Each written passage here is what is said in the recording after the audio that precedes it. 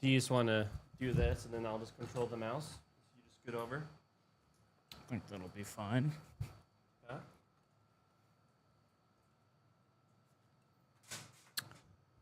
Wow, that was a really short reading today. All right. And does this one have the prayer? Yeah. Okay. Heavenly Father, thank you for bringing us here together today to be able to read some scripture and just hang out. And I ask that as we read the scripture, you would open our hearts and our minds to be able to understand that which is written in it. Amen. Amen. Genesis 2, verse 4a. A. Hey. A. All right, you're in a place to listen, my friend? Yeah. Okay. This is the line of descent of the heavens and the earth when they were created. And that is the reading for today. Okay. Did anything stand out to you, Corey? It's pretty cool how since we get to hyper focus now on this sentence, this is a line of descent of the heavens and the earth when they were created.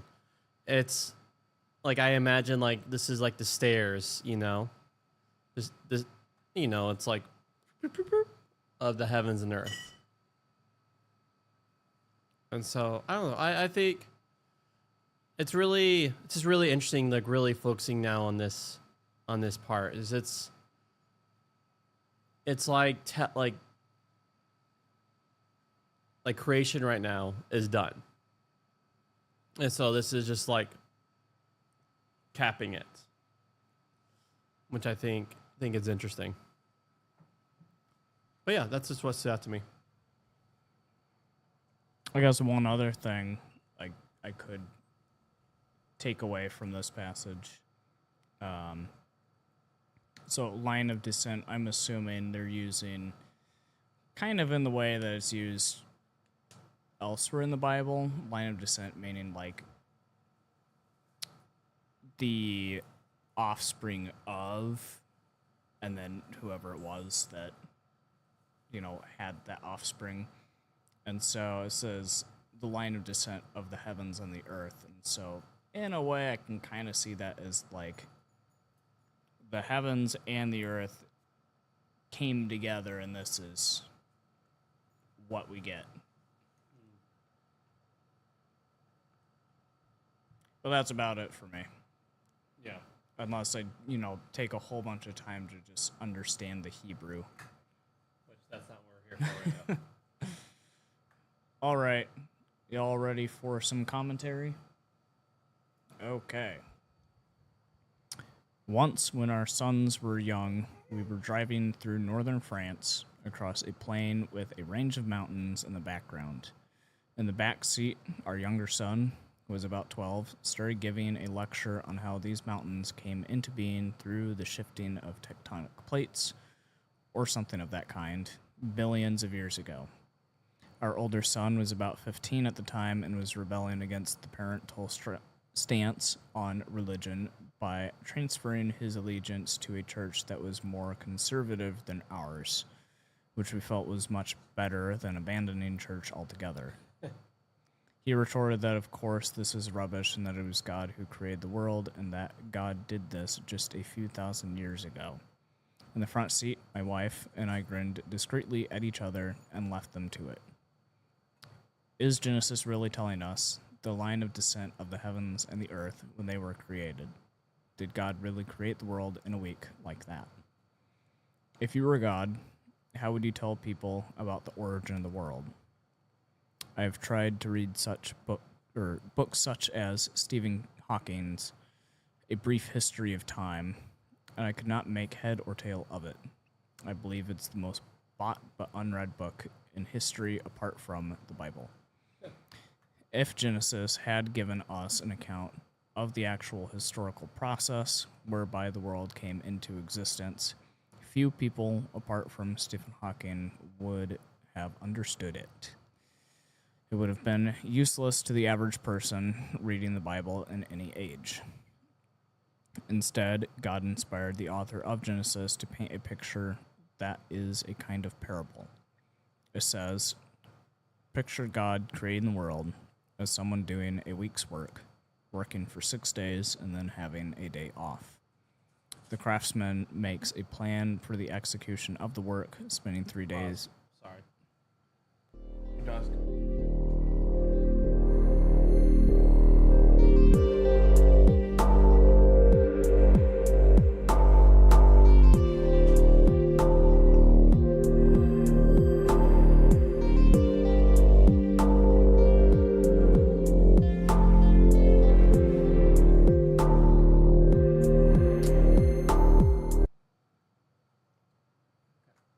All right, Let's just start this continuing paragraph on. over.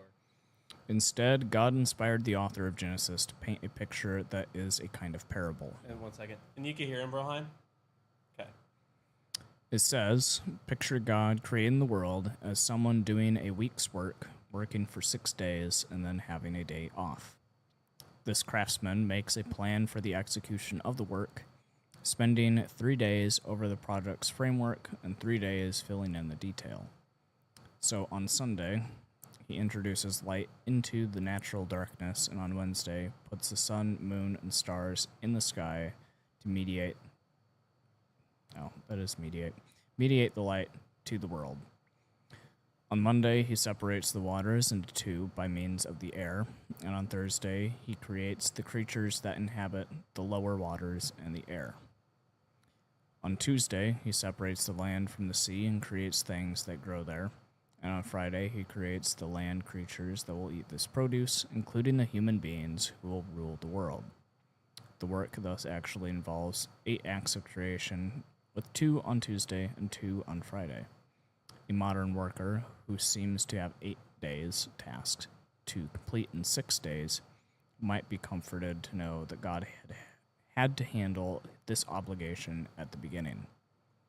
Just picture it that way, and you will get the right idea, says Genesis.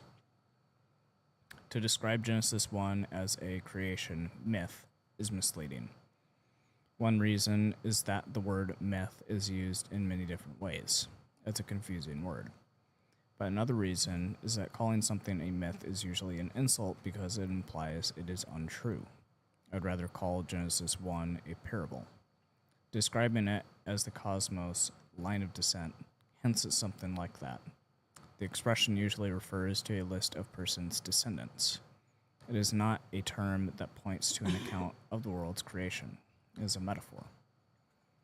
God did not design Genesis 1 to tell us that what a camera would have caught if it had been present to film creation. Faulting it for failing to do so misses the point, and defending it to show that it does so also misses the point. Did he take him out at all before we got here? I did. Okay. So He's being a goofball. he's just needing attention. At least asking for it. Not needing it, asking for it. All right. Okay. We have no need to try to show that science is wrong and that actually the world was created in 6 days, just a few thousand years ago. Equally, we have no need to try to conform the facts of Genesis with science, for instance, by suggesting that a day in Genesis need not mean 24 hours, but could cover a longer period. When we do that, we obscure the story's own point in picturing God doing a week's work and then having a day off. We have no need to try to prove that evolution is untrue, or alternatively try to show that Genesis can be reconciled with it. All this means focusing on concerns other than the concerns God had in inspiring this story. Genesis 1 is a portrait, a dramatization, a parabolic story. Parabolic. There's 2 different pronunciations. Okay. This does not imply it is not true. It means its truth is expressed in the manner of a parable. Painting this picture for people helps underline various aspects of the nature of creation.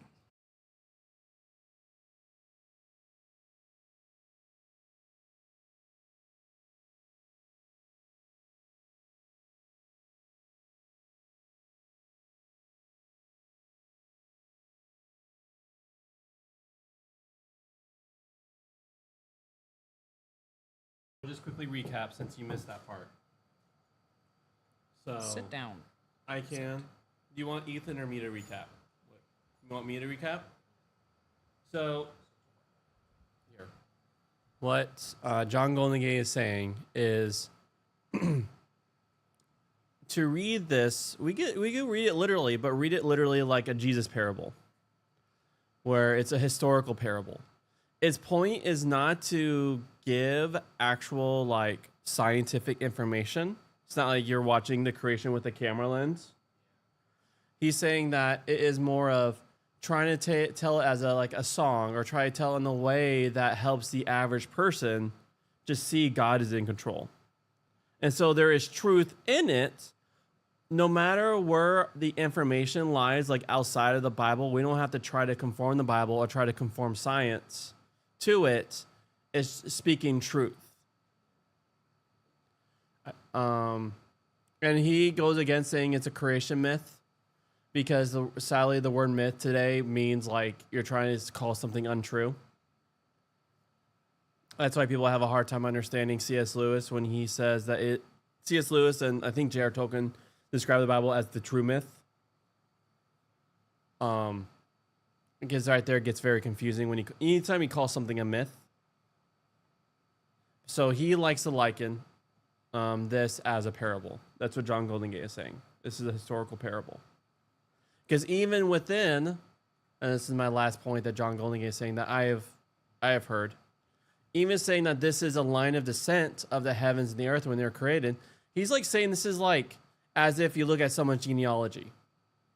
And the crazy part, especially when you look at the Bible genealogy, is the Bible, when it does a genealogy, it doesn't give a robust account of the fathers, the fathers, the fathers, the fathers, the daughters, the daughters. Do you mean by robust? It doesn't give it like 100%. It highlights, the Bible when it does a genealogy, it highlights important features. Important, because you can actually read two sections in the Bible with the same like focused genealogy, and it's going to highlight different people, because it's the genealogy and this historical parable. What I'm hearing John Goldingay say is look at what's being said. Does that make sense? So, is there anything that I missed for what John Goldingay is saying, Ethan? I think that's a pretty accurate summary. I think covered. And I know Ethan and I, right now we're just hearing what John Goldingay is saying. And so then we could share our thoughts. But let's let John Goldingay speak, and then we'll speak, okay? All right, and I think we're right here. Now, some of Jesus' parables are stories that picture something without implying it ever happened. The Good Samaritan would probably be an example. Certainly, we do not need this parable to be a story about something that ever happened for it to work. There doesn't need ever to have been a Good Samaritan for Jesus' story to express a truth. Other parables Jesus told did relate things that actually happened or will happen. For instance, the ones in Matthew 25. Genesis 1 is the second kind. It is not a representation of how things always are in the world or in human experience. It is the beginning of a historical story, and it makes historical statements, but it does so in dramatic or parabolic form. Or parabolic.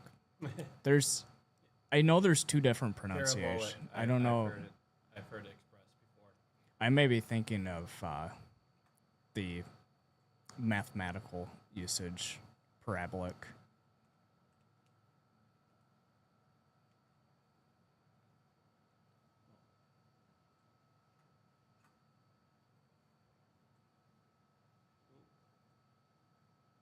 Parabolic. Oh. All right. Let me switch my defaults really fast.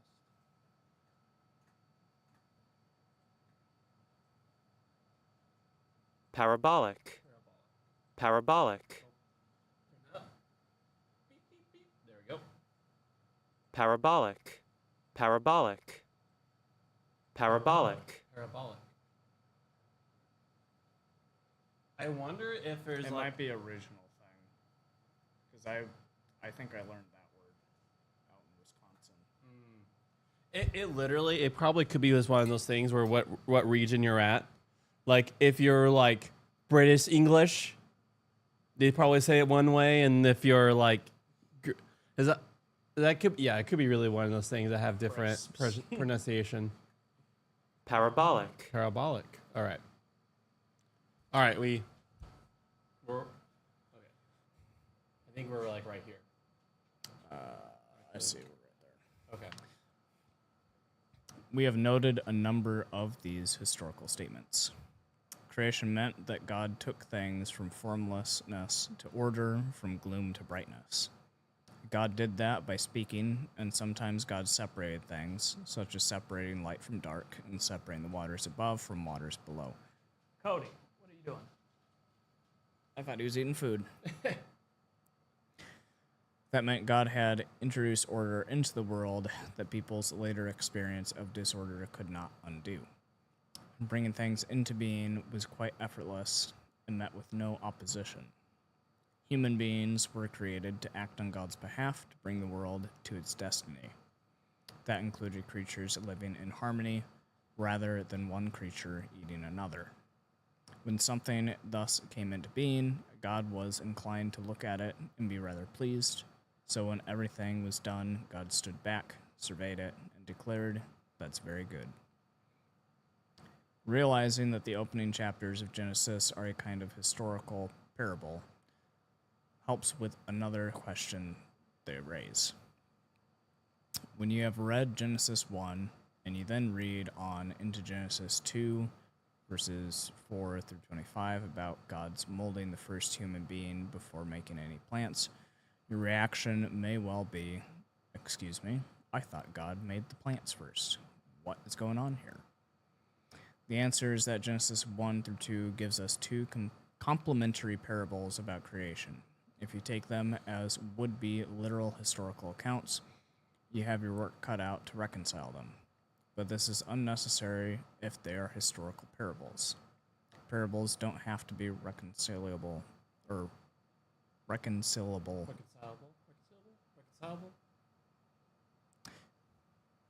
We'll leave it as being reconciled in that way. So why are there two stories? In one sense, that needs no answer. Jesus told lots of parables, often with similar passages or messages. Different stories got home in different ways. There are two versions of Israelite history, in Kings and in Chronicles, 4 versions of the gospel story, and so on. That is so because of something we noted in Genesis 1, or in discussing Genesis 1. The Bible writers are not concerned just to relate some objective facts, though of course they include lots of facts. They were concerned to tell their story in a way that would bring out its implications for their audience. But that meant the story needed to be told and retold in new ways to bring home its significance in different contexts. Genesis 1, Genesis 2 represent two such tellings. Over against Kings, Chronicles, and the 4 Gospels, what is different about Genesis 1 and 2 is that the 2 parables about creation have been combined within one book. In the century after Christ, a Syrian bishop called Tatian. Okay. I have not heard his name before. Similarly combined the 4 Gospels into one, and it became the standard text of the Gospels in the Syrian church for some centuries. One can see it would be more convenient to have just one version of the story. But as Israel had kept Kings and Chronicles separate, the church in the long run kept the Gospels separate. In the case of Genesis, Israel combined the stories into one. We don't know why Israel acted in different ways with the different books. They just seem to have done so. All right. I'll let you ask what's up. All right. Char, did anything stand out to you? Corey, anything stand out to you? Yeah, I mean, it's very easy for me to agree with what I'm reading because that's kind of the way I see Genesis 1 and 2 is just Yahweh is good in creating the heavens and the earth, and his hand is part of that creation. We're just not lumps of masses meaning nothing. And so I'm just very thankful. I'm very thankful for Yahweh creating us. And I've have gotten very open hand about however that looks. I think it's fascinating looking at the information, but I'm also I'm fine not staking my flag at one interpretation of science or one interpretation one statement. Because I'm trying to understand how from what I understand how an ancient Israelite will care about it is about the God who took disorder into order. Because if I take this literally, especially when it talks about the firmament, the ancient saw as a snow globe, and you see the creation count literally written as being written as a snow globe, to try to then say that that's literally how it happened, will then be kind of okay, sure. If I really want to go there, I guess I can go there, but that's not where I land. And so I like, because parable is very open-handed, Yahweh speaking truth through this. And there's actually a lot of work. There's 10 words at the very beginning of Genesis 1, and 10 means completion. 10 mean the Yahweh completion. Well, 7 means a general completion. And so you see a lot of even plays with how many words there are when you look at the Hebrew. And so yeah, I loved it. I just love the ancient writings and what they're doing. And so yeah, I vibe with this. And I know it probably, I imagine you're not vibing with this. Yeah. I'd say I don't really agree with quite a bit of this, although I do think there are some points that, yes, it could be true. In the sense of metaphors, but I think the metaphors are the literal thing, but they're the metaphor for future things, which I know you don't really ascribe to that. I don't, absolutely. Yeah, and so let's just leave it at very bare bones like that, because you and I, we don't want to then lead to a debate and then Broham's waiting to play media. Let's leave our debates for outside of the reading time. All right, so Chara, for the next one, you want me to read or Ethan to read? You want me to read? All right. We're alternating. Like an alternator. I don't even know if... alternator recharges the battery, right? I think so.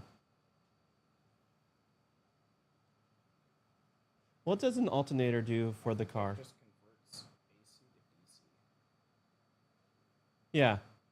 It converts the mechanical energy. That's what I'm saying. And it charges the battery and...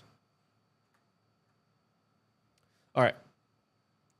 I almost started praying, but I don't need to do that. But King Jesus, you're good. Genesis chapter 2, verse 4b, this verse 7. Put it another way. When Yahweh God made the earth and the heavens, I'm so thankful that he uses Yahweh. When Yahweh God made the earth and the heavens, and no wild bushes were on the earth yet, and no wild plants had yet grown up, because Yahweh God had not sent rain on the earth, and there was no human being to serve the ground, though a stream will come up from the earth and water the whole surface of the earth, Yahweh God shaped a human person with dirt from the ground and blew into its nostrils living breath, and the human person became a living being. All right? Anything stood out to you, bro? So, he made the heavens and the earth, and then he made, he, I guess, produced CPR on some dirt, some mouth-to-mouth CPR. And then from our dirt shape, mud shape, we created humanity.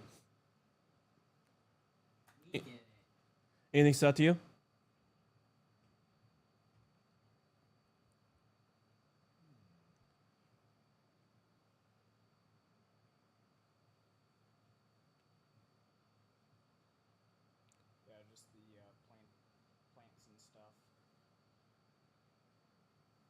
is that they were not like on the earth yet, like up above the ground.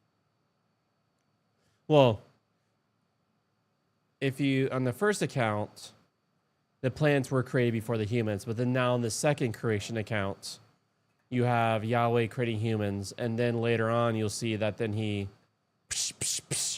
the animals and stuff like that too.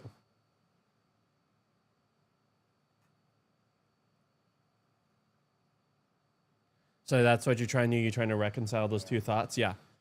Because The way that I've heard it is that the language used there is in reference to like the, not like the trees, but like the edible foods, I guess. Like not really. because there are Berries, but like the grains and stuff, the things that had to be tilled. it feels like hurdles for me, bro. So so that's why I enjoy the historical parable versions. I don't have to create hurdles to explain away what my heavy view is. But I could, but then that to me that feels like a hurt. Does that make sense? That's why that's why I have a hard time with the. This as like an actual account. Then you get into like the debates of like evolution versus creation, because then you have death before sin. Well, again, And that honestly I think becomes another hurdle that has to be explained. So I think no matter which direction you go, there's going to be some kind of debate that has to happen. well, it's like even those questions, and sorry, Char, I know you're waiting, but even those questions are already raised from the text, because you see, like, Adam does not want to get out of the garden, like, and then you have Cain going out, and there's already people out there, like so with making it be a historical parable, like it's okay to know, like, okay, there could be, because the death that comes from the compromise also doesn't even happen at that very moment. And then also then take that death meaning the animals. Like, it doesn't say the animals don't die. Like, that's sometimes that gets inferred through that interpretation. But if you just if saying that death is just for the Adam, for humanity, because literally what Adam means for humanity, and Eve means life. Humanity and life are together, and so now there's death. And you let that interpretation mean that makes sense. It makes sense that there is death out of the garden.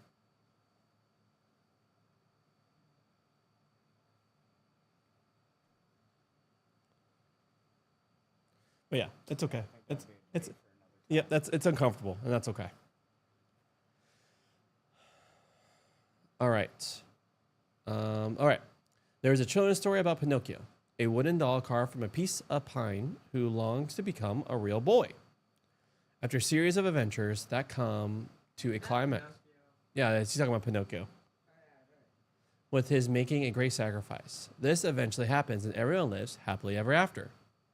It is a typical moralistic children's tale, and is thus typically undermined by the Old Testament. Here, the first human being is being molded by God from dirt, but it is purely God's generosity that makes God turn the puppet into a living human being. The challenge to live the right kind of life follows on that, and everyone does not live happily ever after. This picture of creation in Genesis 2 complements that in Genesis 1. It begins in a similar way. We noted that a standard Jewish translation of Genesis 1:1 is when God began to create the heavens and the earth, but it then introduced us to a different way of describing the Creator, who is now called Yahweh God. Whereas Genesis 1 simply used the general word God. Genesis 2 adds the specific name of Israel's God. Both words are common throughout the Old Testament, though the combination Yahweh God is unusual outside Genesis 2-3. So does that make sense, Broheim? So in Genesis 1, you just have El, which El can stand for whatever spiritual being. But then in Genesis 2, it uses the reveal name, Yahweh. And you remember what the reveal name means? Do you remember the reveal name? Yeah. I am who I am. Or, yeah. And then, so when we say Yahweh, we say, he said, I always love that. He said, I am what I am, because none of us could say, yeah, about ourselves. Where none of us are self-existent. None of us are self-existent. And that's what Yahweh means, is self. He said that he's self-existent. Though the combination Yahweh God is unusual outside Genesis 2-3. Genesis 2 thus makes explicit that the God who created the world is the God who became involved with Israel, and that the God who was involved with Israel was the creator God. In the early church, some people believed that the creator of the world was an underling of the real God who didn't do his job very well. So you guys want to know what belief this is? The underling God theory, belief?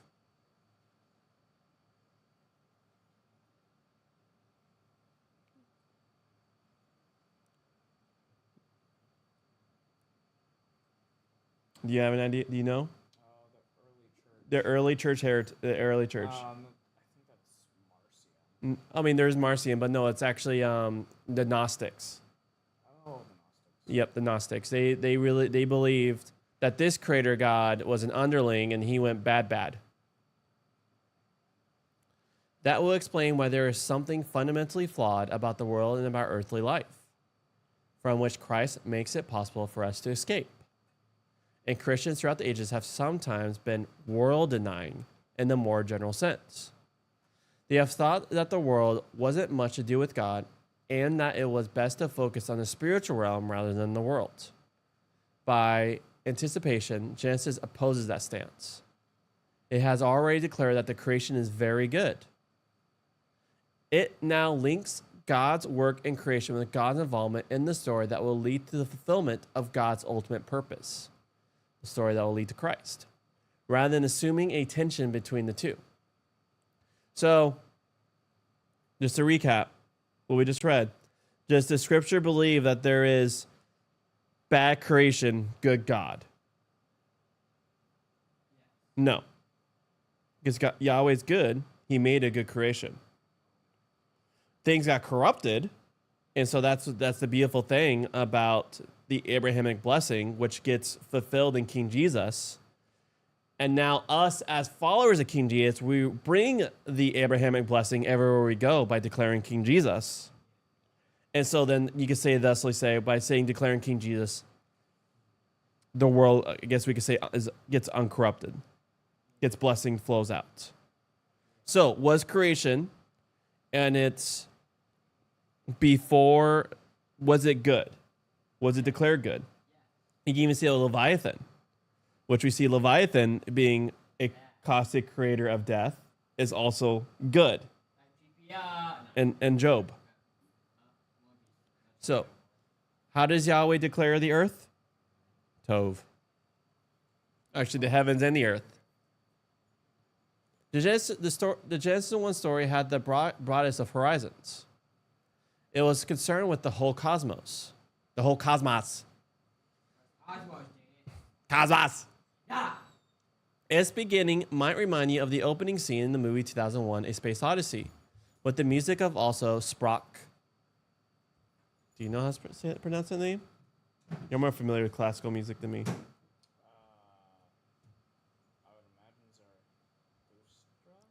imagine So we're going to butcher Sprock Zarathustra. Ironically, playing in the background and with the whole scene sending a shiver down your spine. Genesis 2 is more down to earth. So Genesis 1, you kind of get the megascope, right, of everything going on. Genesis 2 zooms down to, we'll see the Eden Garden. You know what's really cool? So, one more thing, and I'll continue reading. Is there's the 3 levels of the Garden of Eden, right? There's a land Eden, the garden, and in the very middle is the is the tree of life and the tree of knowledge. What you know? What also has the 3 layers? Good job, Chard. The temple, the tabernacle, and what else has the 3 layers? Pop quiz, a pop quiz. The mountain that Moses goes up. Yep. So Genesis 2 is more down to earth, like the opening of a much more unassuming movie. The story of an ordinary family trying to make the farm work. It begins with a simple bare landscape. Nothing is growing, no wild berries or other wild plants, partly because it has not yet rained. Though there is a stream or spring of water coming up from underneath the earth that offers some potential for making things grow. But in that connection, a farmer will be needed. The point about having human beings is revealingly expressed. Humanity is made to serve the ground. The description again compares and contrasts with Genesis 1. There, humanity was created to master the animate world, to make it to the destiny God has in mind for it. Here it is, created to serve the ground, to help the ground grow things. Humanity is both master of creation and servant of creation. Humanity and creation stand in a symbiotic. Thank you, Corey. Humanity and creation stand in a symbiotic relationship. You know what that word means, Borheim? Symbiotic? It's where they both help each other. So you could actually see a lot of things out in nature have a symbiotic relationship. Yeah, so like if we take care of the tree, it flourishes. And what does the tree do for us? Let's say it's apple tree. It gives us fruit and then it sustains us. That's a symbiotic. That's a symbiotic relationship. A relationship of mutual dependence. We cannot do without nature. Nature cannot do without us. In a broad sense, you could say we are in a covenant relationship, though the Old Testament itself does not use the word covenant in that way. The point is also hinted at by the way God makes the human being. What God does first is scrabble up some dirt from the ground and shape it. Scrabble? That's Ethan's favorite word, scrabble.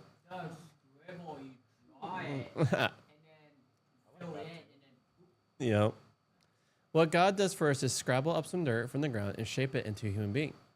We're made from the same matter as the rest of the world, and our bodies dissolve back into the soil after we are buried. Even the words make the point, because a human being is Adam, and the ground is Adamah. So cool. I love Hebrew. The Adam is made from the Adamah to serve the Adamah. I'm way too rusty to read Hebrew to you, bro. And then I'll have to live translate every word to you. So, do you see this chart?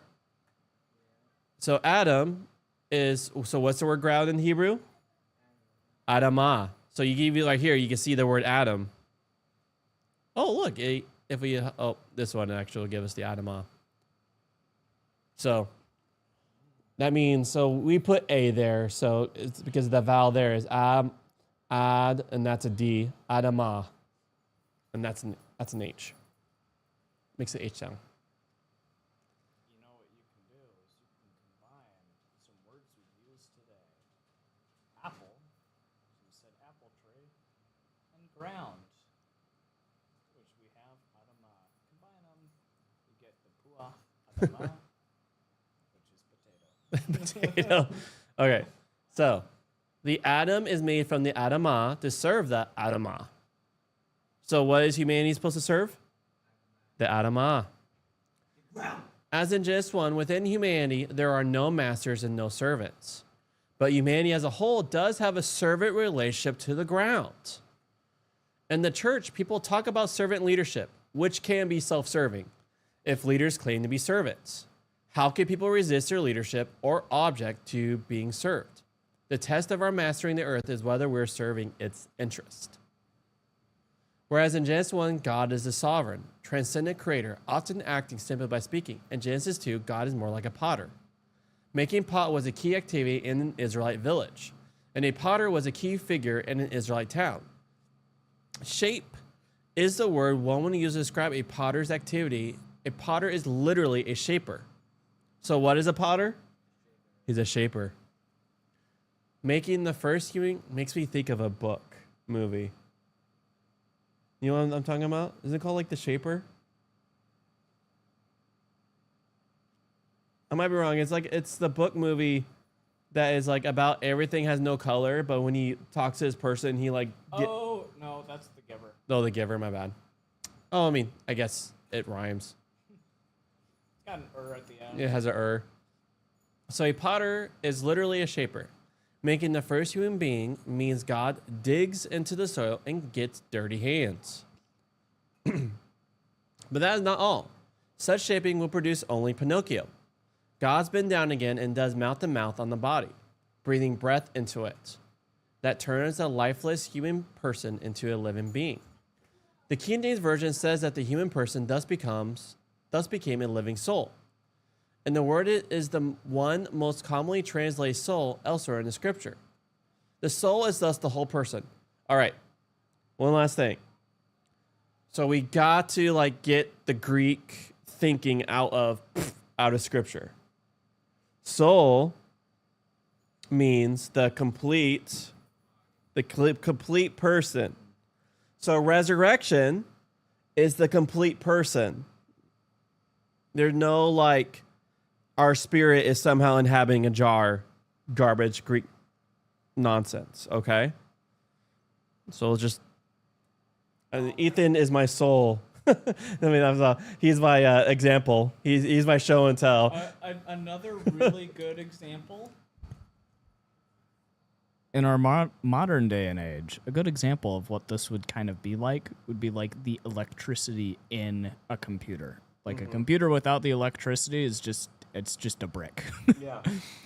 But then electricity without the computer is just energy. It doesn't really do anything. That's not a brick. So if you have the combination of the two, you can play some video games. There we go. It's a good one. Electricity is a really good example. Thank you. That's not a brick. That's a 50-pound weight. I want to like because when the ruach leaves the body, then it's a brick. it's a brick, yeah. And so I like that. So electricity is for the computer, yeah, because without it, with no electricity, that computer is not turning on.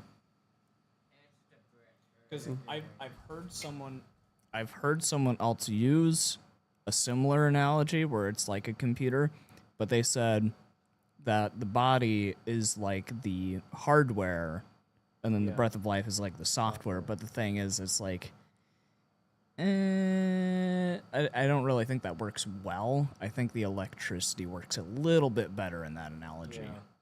I mean, we will be getting, because we're still in the heavens, new earth. Yeah, we're going to get renewed, but it's like a renewed software, renewed hardware.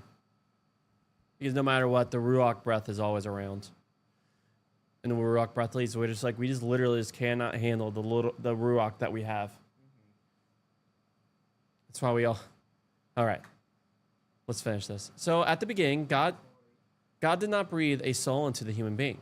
God first created a complete human person, not merely a body, and then breathed life into it. Indeed, what God says about the first human being also applies to the rest of the animate world.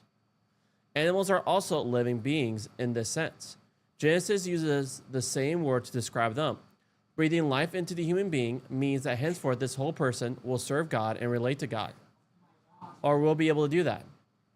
When death comes, that is not in the purview at this moment, but the story's audience knows about it very well.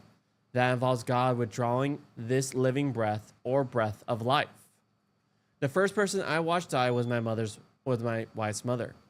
She lay in bed after a heart attack for some while, breathing more and more erratically. Then eventually she simply stopped breathing. I remember thinking, is that it? Is that death? Yes, it is. At the beginning, God breathes breath into us. At the end, we give the breath back to God.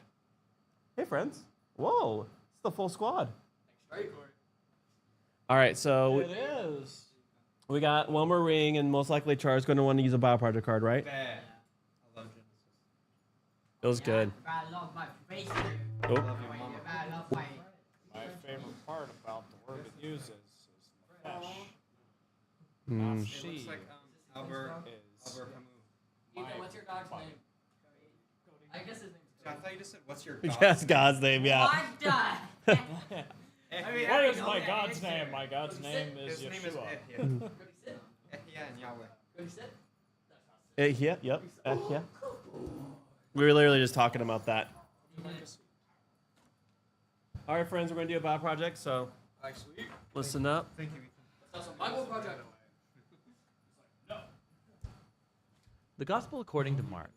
It's one of the first accounts of the life of Jesus, and our earliest historical traditions link this book to... Let's get everyone to seats. It looks like it matters. All right, so.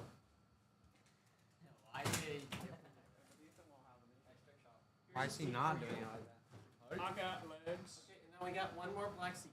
Okay, use your box. No, Oh. Right, alright. Oh, there it is. Thank you, Charlie. Yeah, don't be trying to break everything, Dang, Charlie. it looks like you're moving or something. Yeah, I wonder why. Yeah, Corey, are you moving somewhere? You know what? I felt convicted about the amount of stuff I have, so I just got rid of stuff. Just trying to be a minimalist. Yeah, I was like, I have too much stuff. I should have washed it. All right, let's do this. The Gospel according to Mark. It's one of the first accounts of the life of Jesus, and our earliest historical traditions link this book to a Christian scribe named Mark, or John Mark. He was a co-worker with Paul and a close partner with Peter. And in fact, an ancient church historian named Papias, he recalls that Mark had collected all of the eyewitness accounts and memories of Peter and then shaped them into this account. But Mark didn't just randomly throw the pieces together. He's carefully designed this story of Jesus. In the first line of the book, Mark makes this claim about Jesus. It's the beginning of the good news about Jesus, the Messiah, the Son of God. Now, what's interesting is that this is the only time Mark is going to tell you what he thinks. For the rest of the book, he's going to influence you by simply putting Jesus' actions and words in front of you and showing you how other people react to him. Now, Mark's designed the story of Jesus as a drama with 3 acts. The first one set in Galilee, the third one is set in Jerusalem, and the second act shows Jesus on the way from one place to the other. And each of the acts focuses on a repeated theme. So in Act 1, everybody's blown away by Jesus, and they're wondering, who is this Jesus?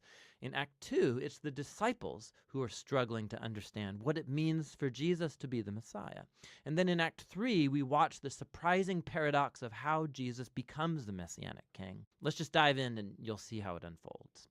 After the opening line, Mark begins with a quotation from the ancient prophets Isaiah and Malachi, who said that God would send a messenger to Israel to prepare them for when God would show up himself to rescue his people and become their king. And Mark introduces John the Baptist as that messenger, and then right when you expect God to show up personally, Mark introduces Jesus.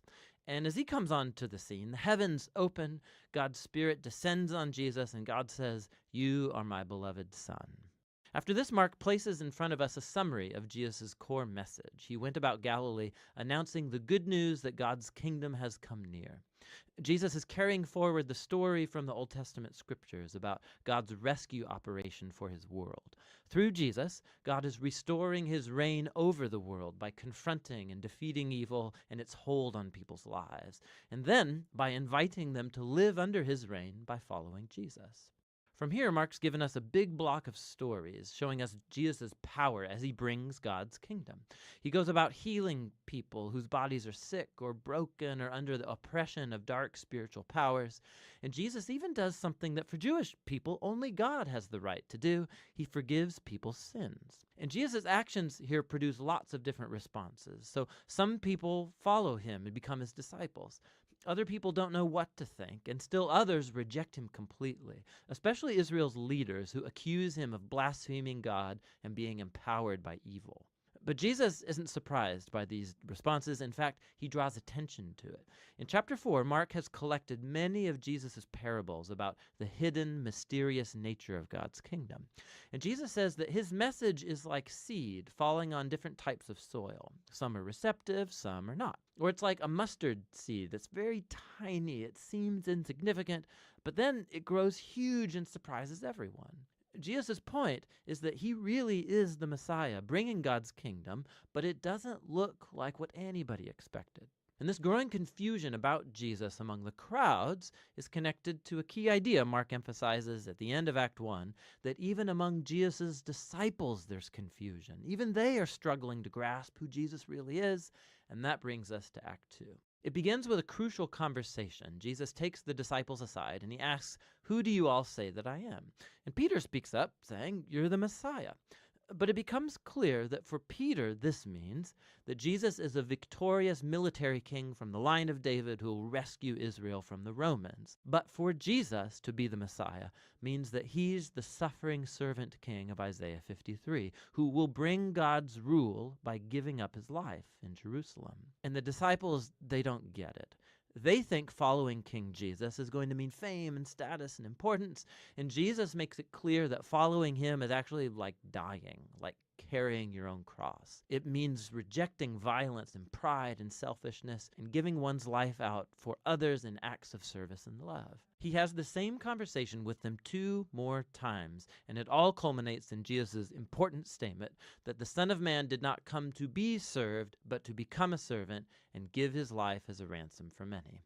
The disciples still don't get it. They respond in confusion and fear. And so here in Act 2, Mark has placed another key story that echoes the book's introduction. Jesus takes 3 of his disciples up to a mountain, and he's suddenly transformed. He's radiating with light and glory, and a cloud envelops them. Now, this is just like the glory of the God of Israel that showed up long ago on Mount Sinai. And then the 2 prophets who stood in God's presence on Mount Sinai, Moses and Elijah, they appear next to Jesus as God announces again, "This is my beloved Son." Now, by placing this story in the middle of all these conversations in Act 2, Mark is making an astounding claim that Jesus, God's Son, is the physical embodiment of God's own glory. And in Jesus, the glorious God of Israel is going to become king by suffering and dying for the sins of his own people. It's a puzzling claim that confuses and scares the disciples as they leave the mountain. Which brings us to Act 3. Jesus makes a very public royal entry into Jerusalem for Passover. People are hailing him as the Messiah. Then he enters into the temple courtyard and he asserts his royal authority by running out the thieves and crooks and stopping the sacrificial system.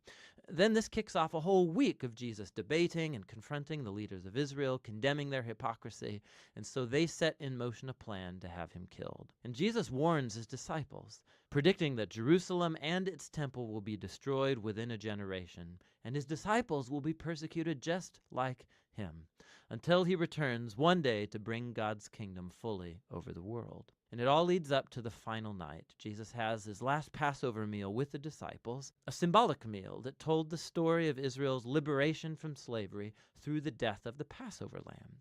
And Jesus takes these symbols and he gives them new meaning. They point to the liberation from sin and death that will happen through the death of the suffering servant Messiah. From here, the story rushes forward to Jesus' arrest, his trial before Israel's priests and the Roman governor Pilate, all resulting in Jesus' crucifixion.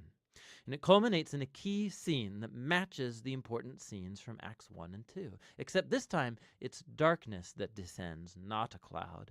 And instead of the divine voice from heaven, it's Jesus' voice crying out before he dies. And then most surprising is that it's a Roman soldier who sees Jesus die, who grasps and then announces who Jesus is. This man was the Son of God. He's the first person in the story to recognize the story's shocking claim about Jesus' identity, that it's the crucified Son of God who's the Messiah, Jesus of Nazareth, who died for his friends and for his enemies.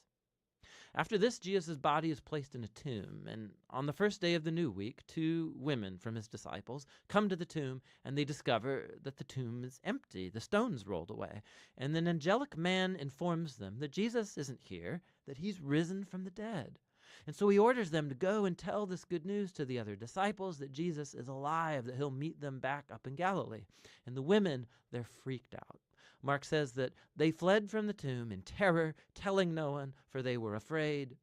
And that's how the book ends, with Jesus' disciples showing the same kind of fear and confusion that concluded Acts 2 and 1. Now, if you look in your Bible, you'll see that the Gospel of Mark has more to its ending, where Jesus appears, he speaks to his disciples, but there's also a note there telling you that that ending is not part of the original book, that it's only found in later, less reliable manuscripts. Now, it's possible that the original ending got lost, or that Mark actually never finished writing his account, but it's more likely that this abrupt ending is intentional to make a point. The entire story has focused on the shocking claim that puzzled Jesus' disciples from beginning to end, that it's the suffering, crucified, and risen Jesus who's the Messiah, the Son of God. That God's love and upside-down kingdom were revealed as Jesus died for the sins of the world. And so this story ends without closure, and it forces you, the reader, to grapple with this very strange and scandalous claim about Jesus. And are you going to run away like the disciples? Or are you going to recognize Jesus as your king and go and tell the good news? And only you can answer that question. And that's what the Gospel of Mark is all about. All right. All you can think about is what? The last what? Oh, last dinner from Squid Game. I don't remember that. I just remember them giving food. But then it's been a while. No, he played a Roblox. He played a junk food variation of it. Huh? It's not bad. I mean, I'm talking about the video game ain't too bad. I mean, it's like good to taste Doritos once in a while. All right, Axel. Anything stood out to you? Yeah. What stood out to me was the ending where it said that the actual ending of Mark was like unreliable, and I never really knew that. So that's what kind of stood out to me. But from the story, I liked how he split it up into 3 acts, and I liked how he kind of saw that all of them ended in confusion and like terror from at the end of each one. Yeah. It's like they're literally like master like he's like a really great writer, you know. There's a lot more to be said about that, but I'm going to let you guys. Anything said to you, Ethan? What stood out to me was that even his own people were confused. Sorry. What stood out to me was that even his own people at the end were confused and said that they were filled with terror and stuff like that. It took a non-Jew to recognize this is the Son of God, while the others are like, "Gah? I don't get what you're saying. Why don't you just stomp on the Romans instead of be killing them?" Anything said to you, Logan? It stood out that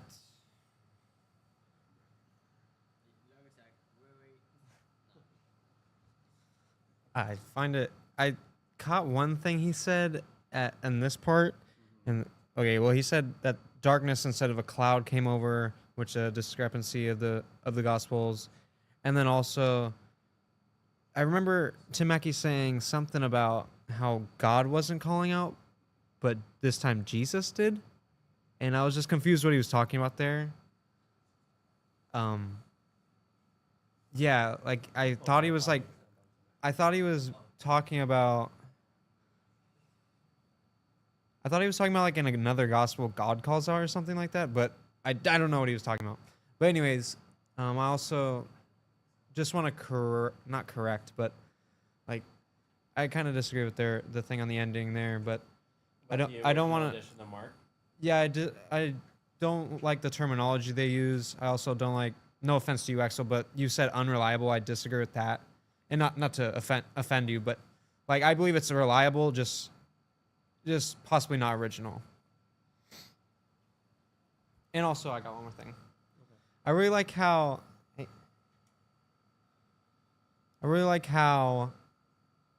like Jesus is already God and King of the universe. He set his temple in the universe, but then he comes back to rule, and he's doing it as a king, and it takes a while for them to recognize that.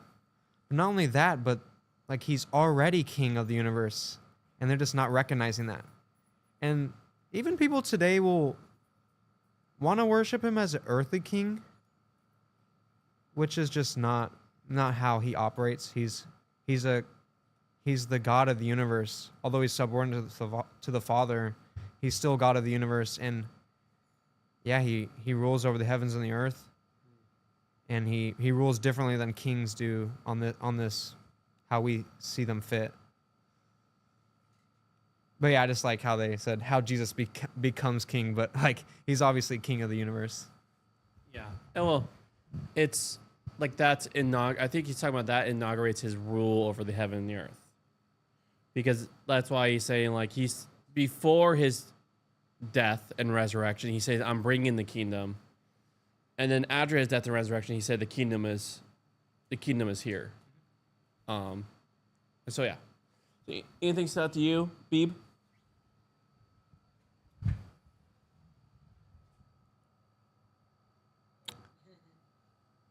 I got nothing. You got nothing? All right. The extension cord has been added. I was like, I'm just going to make this easy instead of making you guys have to come up.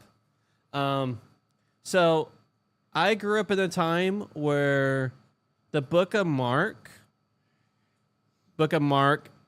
Matthew, and Luke were seen as like low divinity. Like Jesus, like they obviously will say Jesus divinity, but it was considered, they were not very clear about it. And the book of John just like goes out of the cage just swinging bats about his divinity. And that is because like that was the general like scholastic view, because we did not read the Gospels like a Jewish person would read it. So a Jewish person will see, like right here, for instance, mountain. Okay, in the stories in the Old Testament, First Testament, who do they meet at the mountain? The top of the god. Yeah, the burning bush god. For an ancient reader, they'll see that and they'll be like, "What the heck?" And then you have these two people who on the top of mountains. Who did they meet at the top of the mountains? Yeah, Moses. There you go. Good. Moses and Elijah. They met on the top of the mountain. God. And so that is how Mark, being very Jewish, is saying that this is God without being very direct, like pointing his finger, and I mean, yeah, Axel, finger on you. This is God. Like it's using historical literature to say that. Huh? Got promotion. And so that's why I'm very thankful for this. We are now like, where there's this movement where we're reading the scriptures like an ancient person to really see like a very high divinity of Jesus. Because especially when I was first doing Bible college, Bible study then. no, when I when I went to Bible college, it was commonly viewed that John was the high divinity of Jesus viewpoint, while they will not, like the Gospels, Matthew, Mark, and Luke does not at all say it's not, but is not very clear. It's because, again, these books will use time and place and location to make theological statements. Like, let's say, like, every time I was under a tree, let's say every time I was under a tree, I died. Let's be clear. And then now Logan goes under a tree and he doesn't die. The people expect in the story someone to die every time they go under a tree. Yeah. And you can see this sometimes in movies. Movies will do that, do crazy things with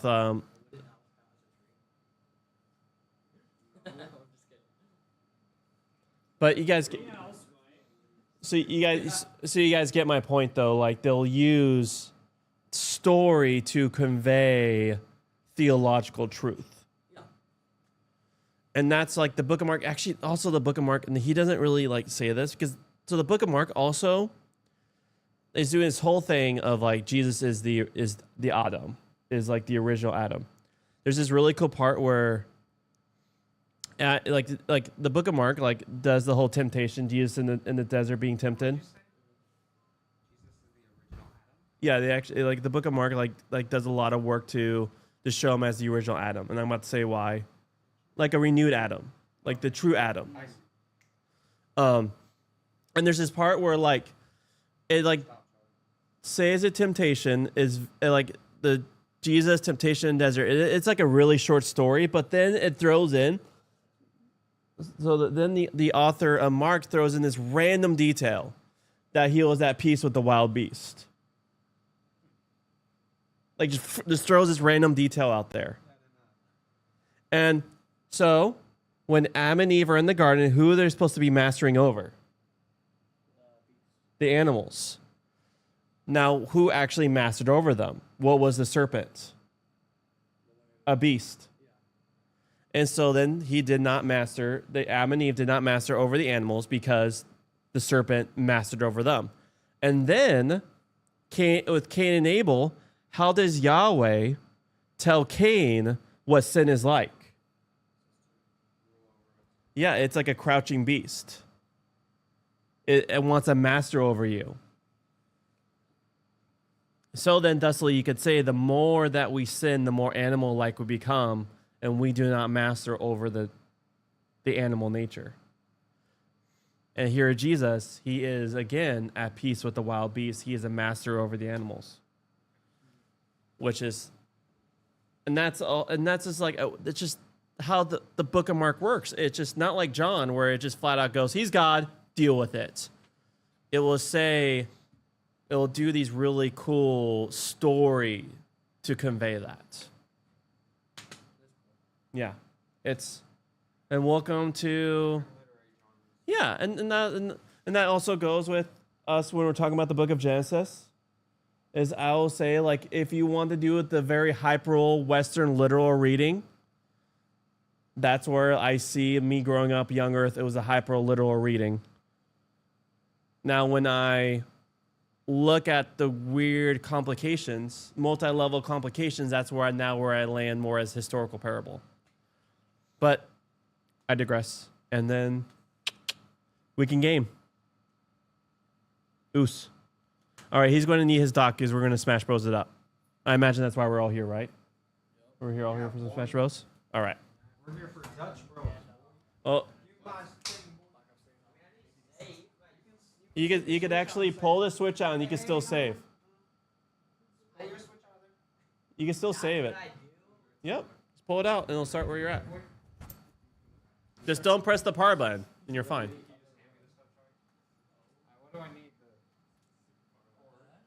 You want to need the power cord? Because he only took the power cord and dock. All right, let me quickly finish. I'm on the last floor. Oh, that's loud. Let me turn that down. All right, let me finish. Let me quickly. I'm like on the last floor. Let me finish this.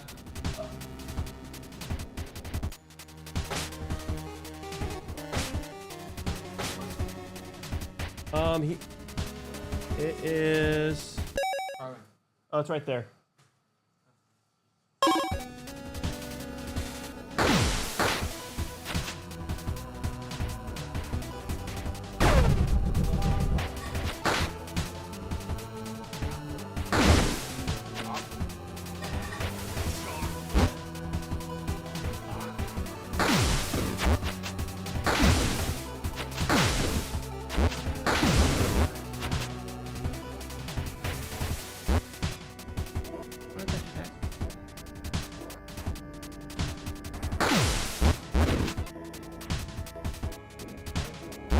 Yeah, 1 second. I just need to finish this floor and then I could close it.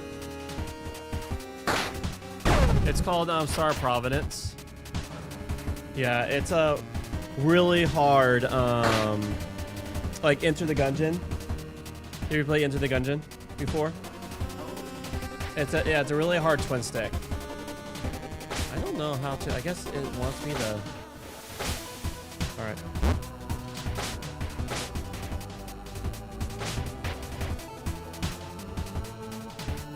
Have you?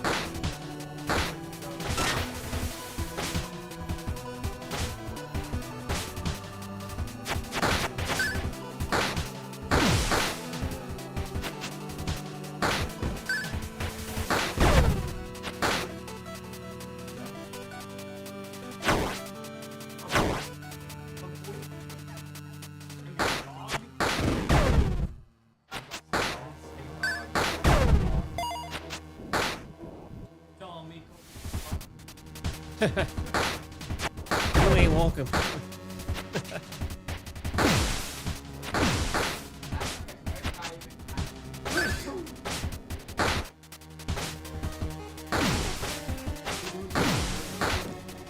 Well, at 9, we're gonna be doing the push of bringing both desks over to Ethan. Not before 9 in the morning. Are you? If you want to get coffee or something, if that's your leaning towards, I'm down.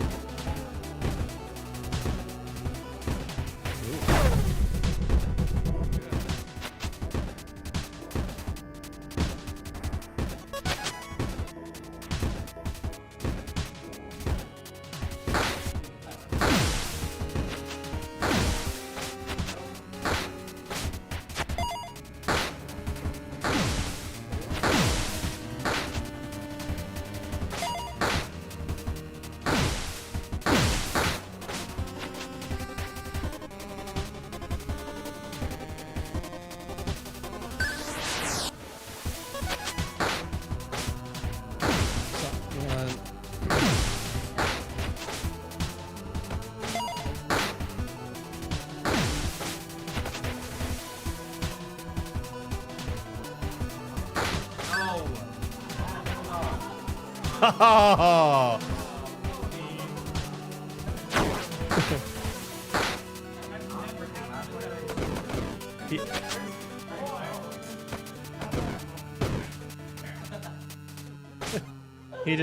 He comes to my house to break all the rules.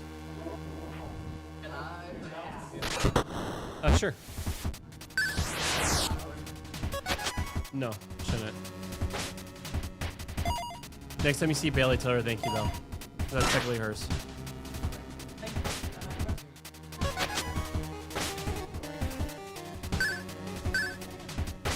Oh, that's something to make you use your deduction skills. Oh gosh, oh gosh.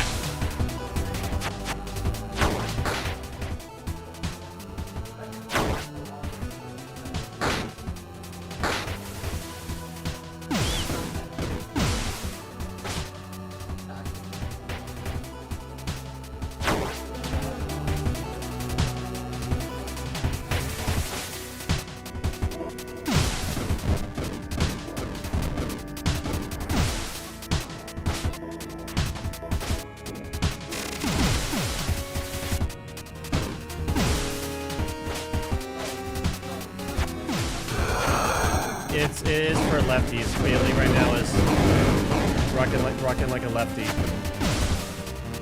But you can switch it. She's ambidextrous. She just does whatever she feels like at the moment.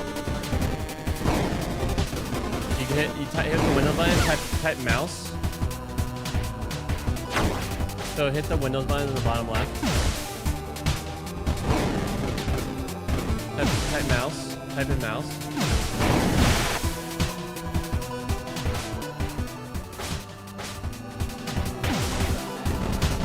And there should be able to switch between the main and the left and right.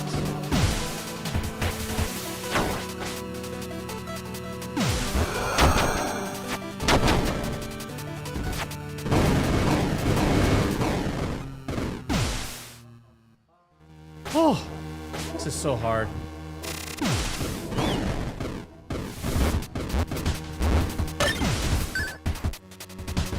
Oh my gosh.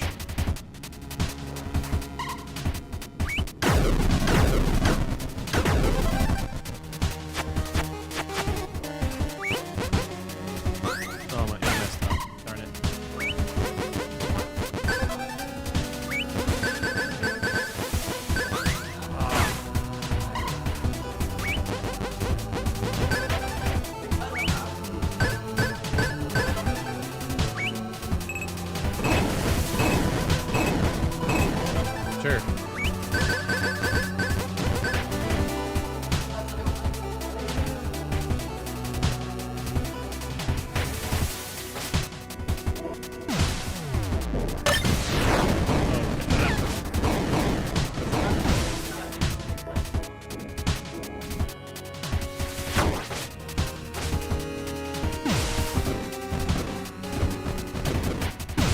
So you have like the full access to like my Steam library, and you want to play Math World?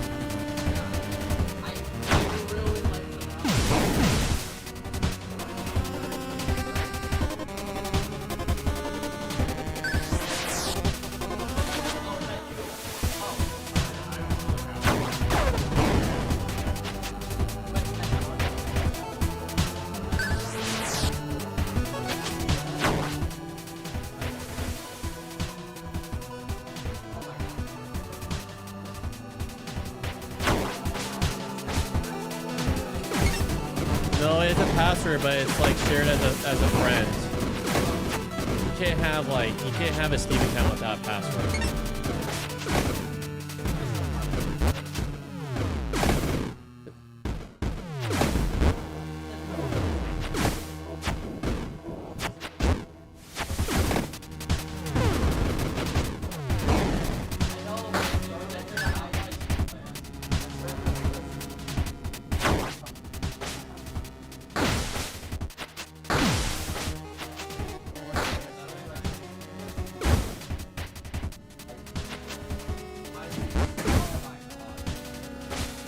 I don't know. You're the one down there.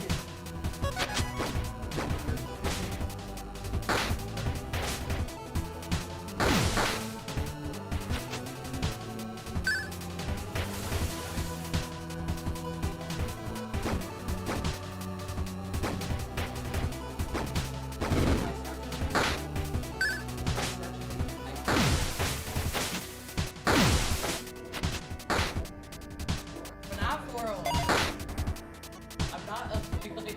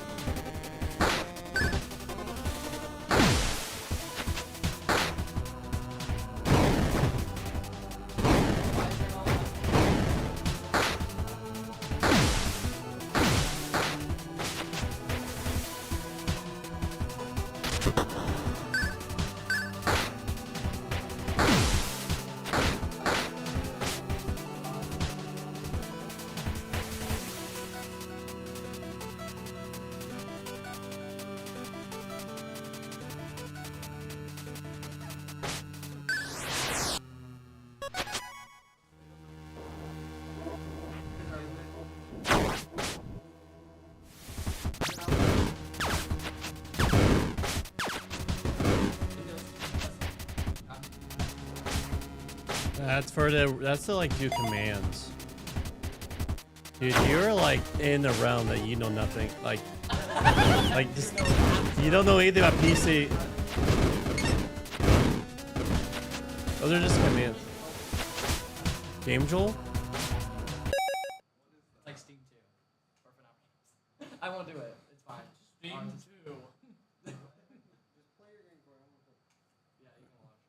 I'll just figure it out.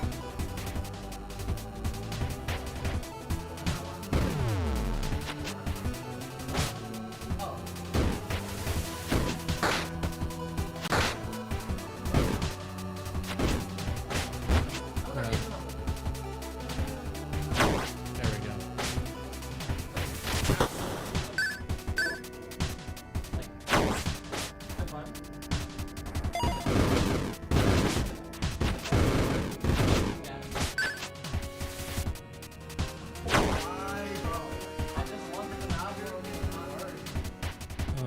Okay, I have enough for one more shot. Alright, I'm about to fight the final boss. Oh, 1 second.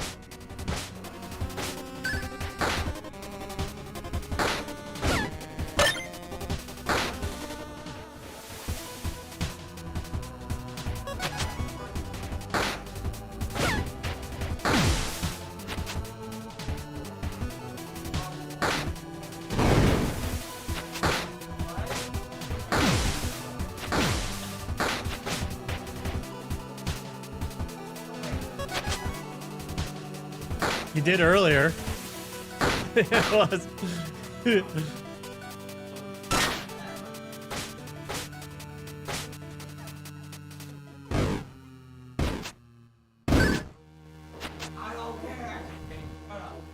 All right. All right. I'm about to fight the final boss now. Oh, what? Wait, this? Alright. Only way to do this. Alright.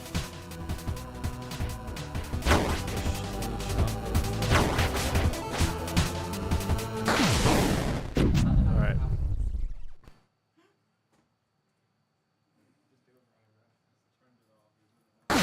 Oh.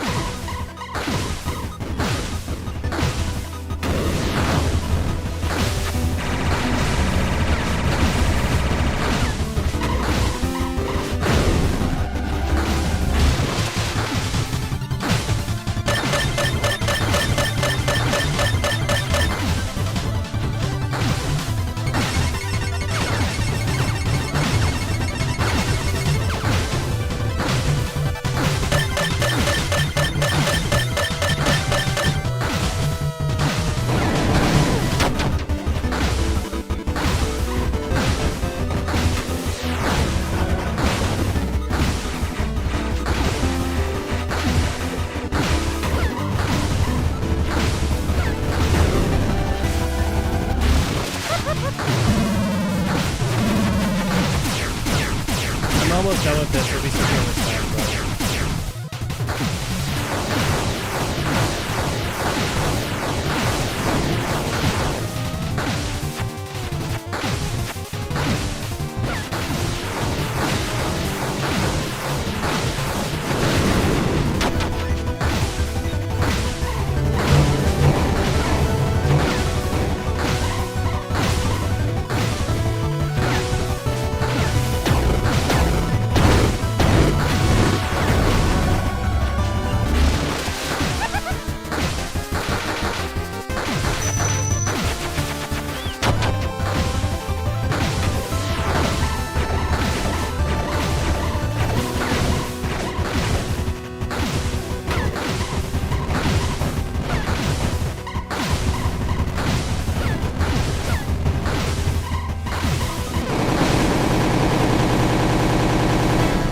Is it dead?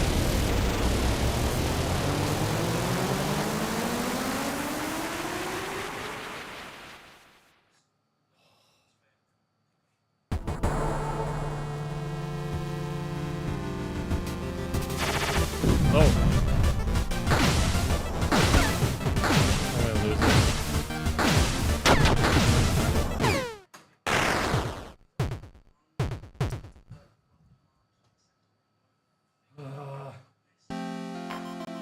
Alright guys, if you're here, I'm gonna switch over things Smash Bros. Catch you when back.